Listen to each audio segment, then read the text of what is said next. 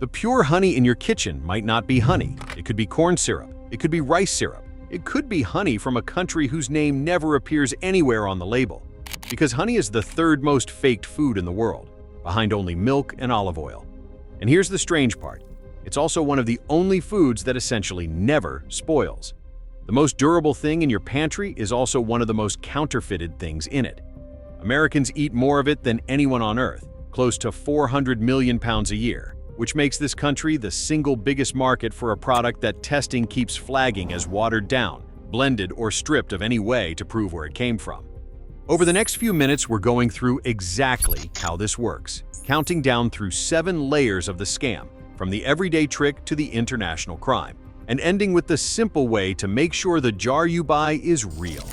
Start with why honey, of all things, became worth faking. Number 7. To understand honey fraud, you have to understand why honey specifically is such an attractive thing to fake. 3 things line up. First, real honey is expensive to produce.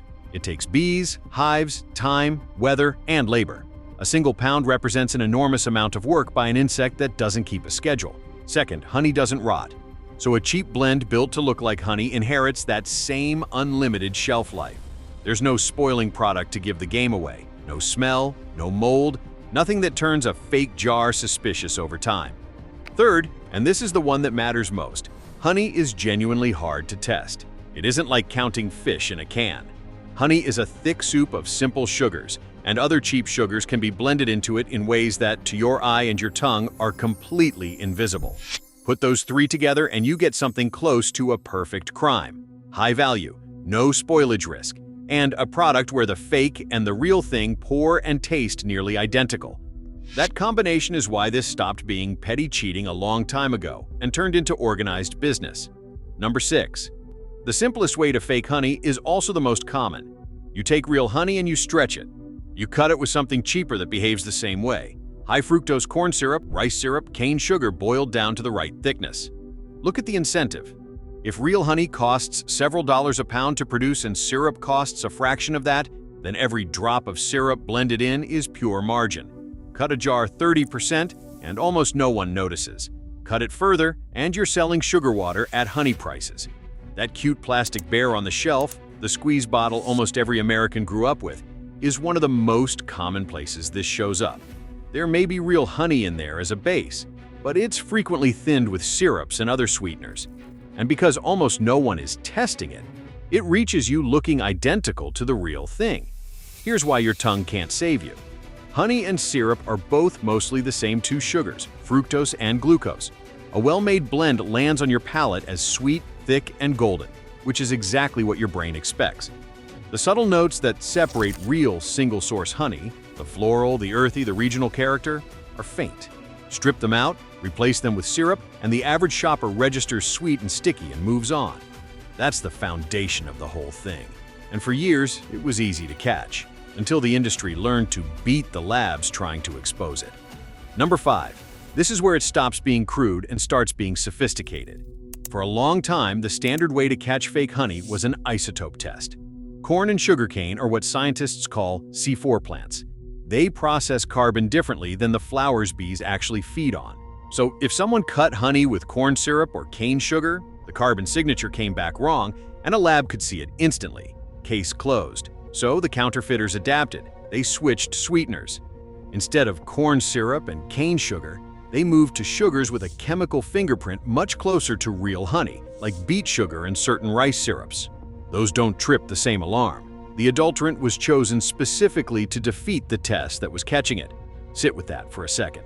This isn't someone sloppily watering down a jar. This is an operation that understood the exact science used to expose fraud and then engineered a product to pass it. Every time the labs got sharper, the fakes got sharper. It became an arms race, and for long stretches, the fraudsters were ahead, because inventing a new test always costs more and takes longer than switching to a new syrup. The people faking this aren't careless. A lot of them are chemists. But there was still one thing the honey itself carried that could expose where it truly came from. So they found a way to erase that too. Number 4. Every jar of real honey carries a hidden fingerprint, pollen. As bees work flowers, microscopic grains of pollen end up in the honey.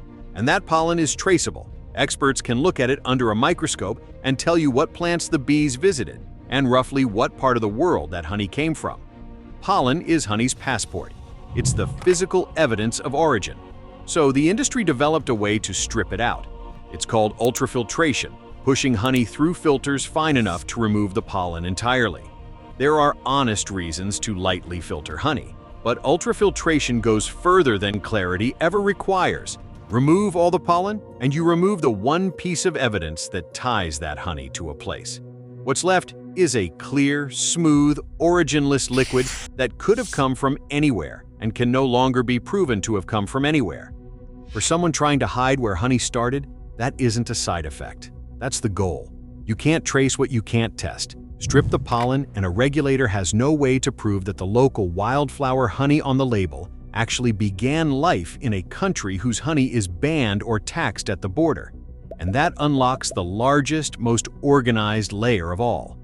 But first, there's a premium version of this scam, built for the shoppers who thought paying more would keep them safe. Number 3. Some people, hearing all this, do the reasonable thing and reach for the expensive specialty honey instead. The one with health claims and a story about a rare plant. Surely the pricey stuff is real. That assumption created its own fraud. Manuka honey is one of the most sought-after and expensive varieties on the planet. It's made by bees that pollinate the manuka bush, which grows in New Zealand and a small part of Australia. It commands enormous prices because of its reputation and supposed health properties, which makes it a prime target. Here's the tell.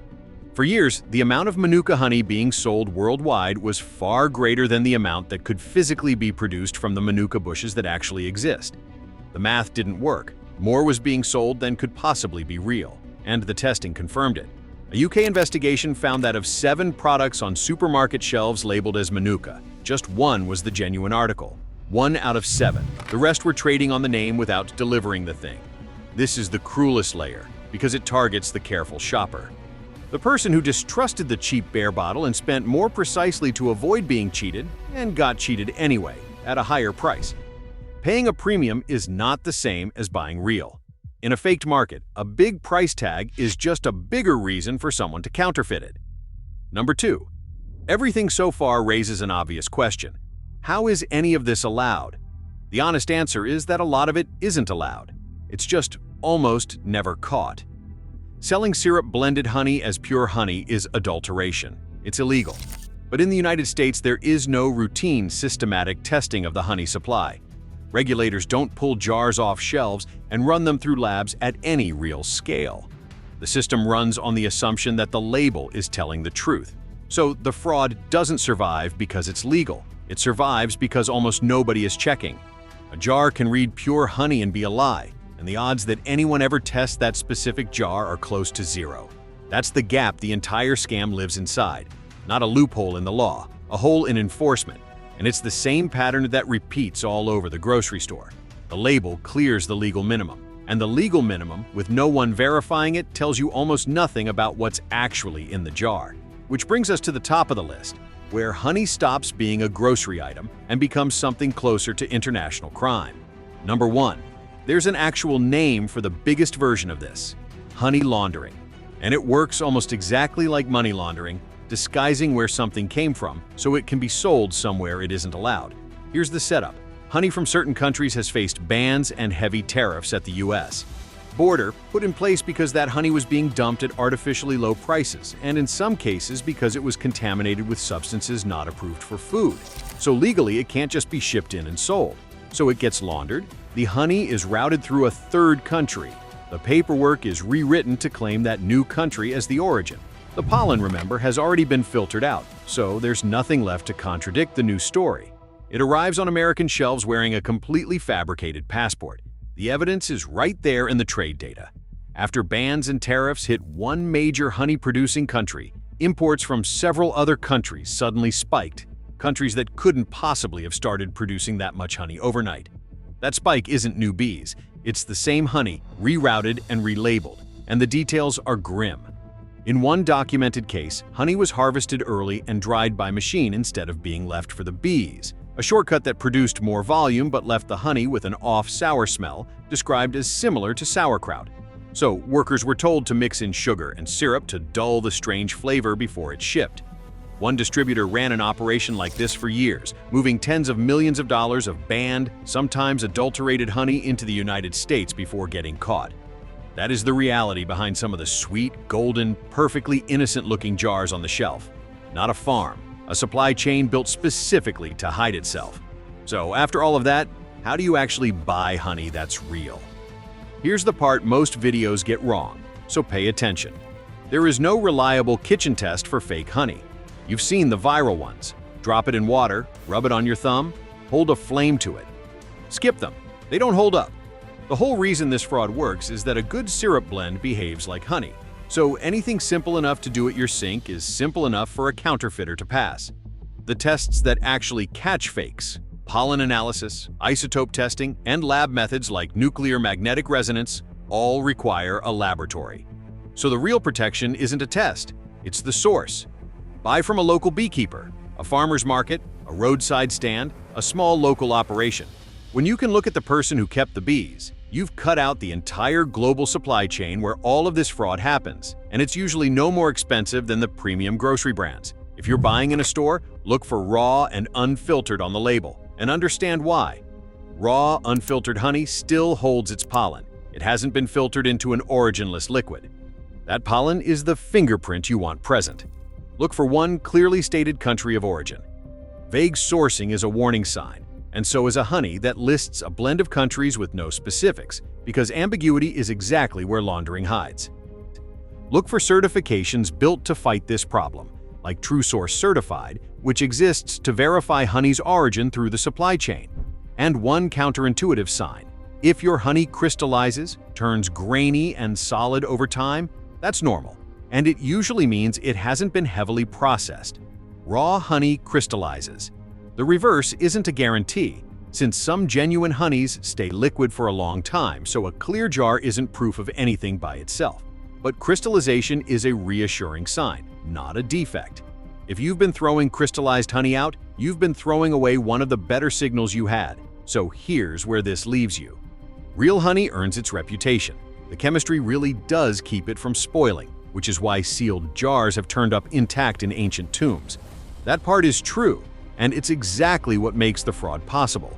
The reputation is so good and the product so hard to verify that faking it became one of the most profitable scams in the grocery store.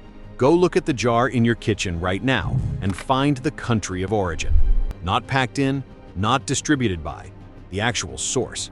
If it doesn't clearly tell you where the honey was made, you've already learned something the label was counting on you not to check.